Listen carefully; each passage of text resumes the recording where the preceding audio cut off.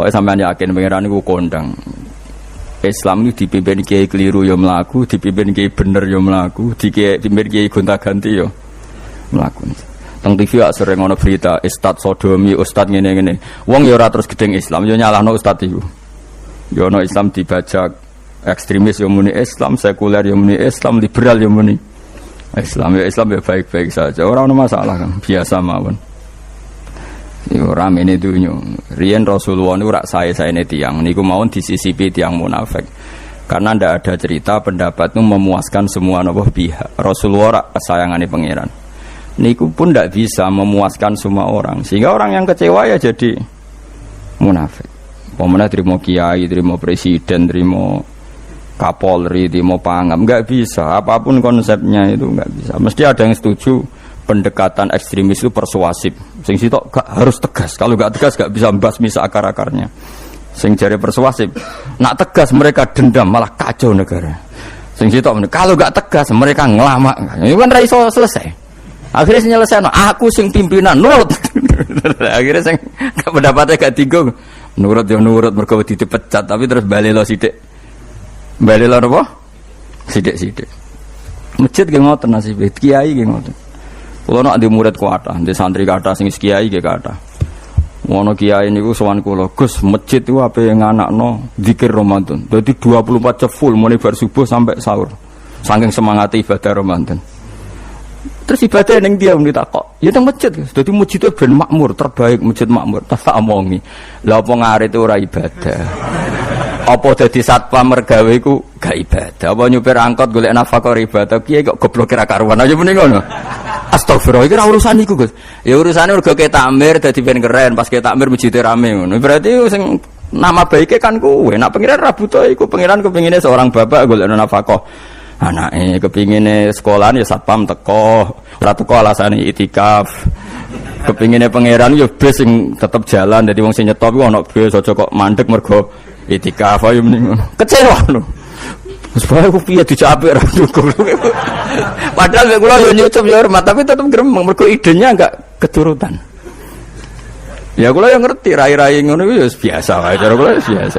Tapi sesuai yo sadar den. Bareng ngajak wong ora gelem akhirnya sadar. Jebule ngandel jeneng nganggo sembang kula yo suwi wong luwih ngandel aku timbang kowe. Lah bento tapi ngandel kowe ya. Wong aliran sesat ta. Ya masjid itu anggere sono salat jamaah iku ya wis rame cara pangeran. Ora perlu rame banget. Nak rame banget terus bakal pentol leren, satpam leren, supir angkot leren. Iku jek sepele. Dokter leren. Wong ape lara. Ape lara ape berobat ra iso. Nak larane emergensi astagfirullah minamikum taqabbal ya karim. Sajane semburu leren maling leren, copet leren. Iku ape nek iso ngumpul iku. Makanya ngaji itu ambek wong alim kan, karena orang alim itu yang tahu duduk perkaranya agama. Seorang lagi yang tahu duduk perkaranya agama. Nabi itu kalau ngendikan itu sampai sahabat itu gak bisa menampung. Kadang menyebut kebaikan satu majelis sampai 63 sampai 70. Misalnya Nabi ngendikan al-imanu bid'un wasituna bid'ah. Iman itu ada 63. Terus nyebut terus. Pertama ngendikan a'la hala ilaha illallah, tertinggi adalah kalimat tauhid. Wa adnaha imatatul adza anit thariq, terendah adalah menyingkirkan hal-hal yang mengganggu tiang apa? Mukmin atau mengganggu jalan. Terus ngendikan seperti itu. Sehingga pernah suatu saat Rasulullah itu ngaji di masjid. Rasulullah itu ngaji di masjid. Nabi kalau ngaji di masjid itu memang di teras, jadi terbuka. Terus ada pemuda santai dengan santainya nggo pacul, ngliwati Nabi ngaji diliwati. Nggo pacul, ya santai. Singkat cerita semua sahabat itu mencibiri. Celaka betul pemuda itu. Ada Rasulullah ngaji tidak ikut tapi dia berlalu saja bawa cangkulnya. Kata Nabi, kamu jangan komentar demikian. Jika dia kerja menafkahi ibunya yang lemah atau anaknya yang lemah, dia juga ibadah dan itu juga sunnahku. Akhirnya sahabat mereka sadar. Jadi untuk meramaikan Islam itu tidak harus semuanya ngaji di masjid. Sing ape kerja ya ben kerja. Sementing ora dadi germo.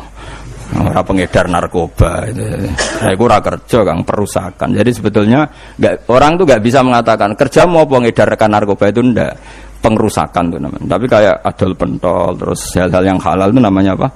Kerja, dan kerja itu ibadah. efek dari perikiran ulama yang seperti ini, akhirnya masjid daerah ulama itu sepi-sepi. Mergo ngomong ngono terus wong wae nak ngono ora perlu ning masjid. Lah iku kesimpulane sing salah. Kok terus kesimpulane nak ngono ora perlu ning masjid bar saiki. Maksudnya orang ngono sing di aktivitas nggih monggo. Nek sing ada aktivitas timbang turu ning omah akhirnya aduk ibadah ning masjid aja aduk turu ning masjid.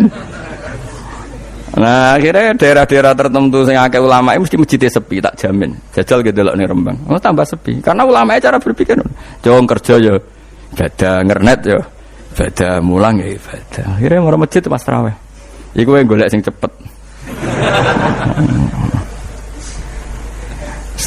Tapi kunane kuno, Nabi sekalipun itu yang namanya orang yang mendengar tetap ada yang menolak.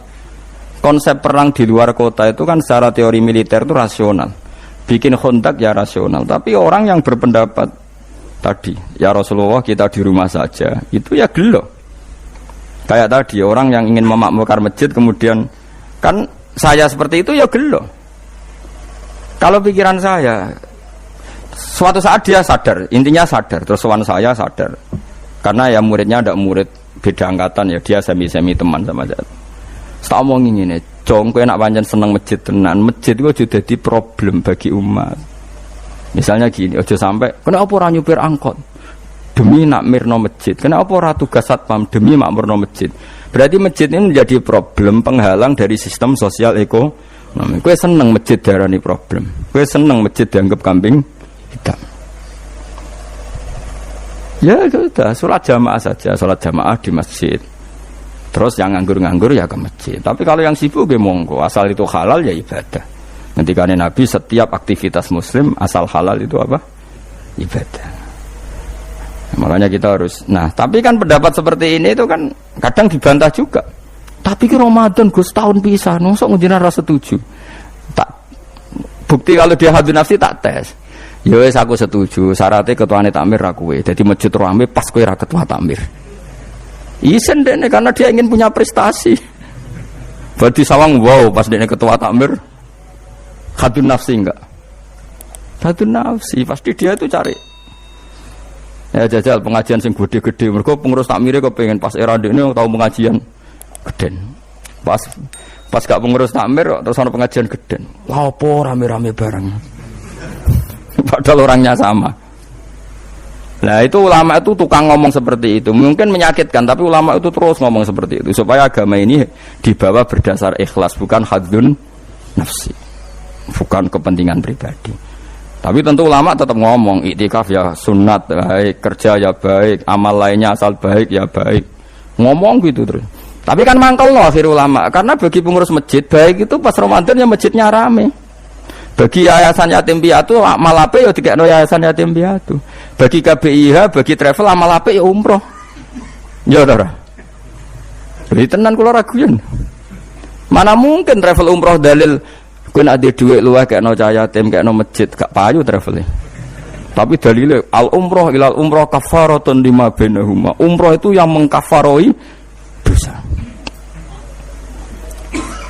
Jadi dan itu kersane Allah, orang macam-macam pikirannya kersane Allah dan baik-baik saja. Dunia diokal-akali ini ya baik-baik saja. Allah ya tenang aja tetap sugih.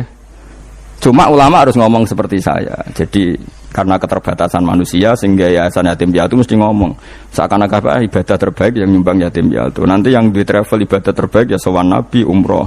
Nanti sing jamaah thariqah ya ibadah terbaik itu thariqah. Semua dan itu semuanya baik gak masalah, kita ada. Tidak masalah. Tapi kalau memaksa orang lain harus seperti itu dan mengkerdilkan kebenaran hanya surahnya gambarannya seperti itu, kita sebagai ulama harus melawan. Karena Nabi dawuh kebaikan itu sekian jumlahnya. Terus Nabi menyebut di satu majelis itu 60. Sampai yang diantara yang disebut itu nganti ono sing jorok. Wa fi buti ahadikum sedekah. Kowe ngeloni bojomu iku sedekah. Sampai sahabat takok, "Ya Rasulullah, masa urusan gitu ibadah?" Ayati ahaduna syahwatahu wa huwa alaihi ajrun. Masa urusan kelon itu ganjaran ibadah. Terus Nabi jawab,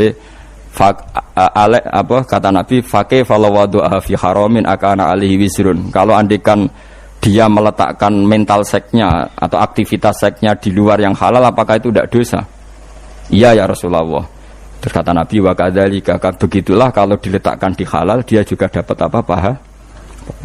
terakhir Nabi ngendikan takufu syarraka anin nas fa innaha shadaqatun minka ala nafsik. Jika kamu itikaf di masjid tidak bisa, adol pentol tidak bisa, jadi satpam tidak bisa, aktivitas sosial yang menguntungkan orang lain tidak bisa. Takufu syarraka anin nas. Yang penting kamu tidak berbuat buruk yang merugikan manusia. Sehingga sampai ada riwayat dari orang sufi, ibadahnya orang zaman akhir itu tidur, karena anak tidur itu gak ganggu wong. Iya, paling bojo tok sepeten. Tapi kan yo nyopet yo ora, zina yo ora, ndelok wong ayu yo ora.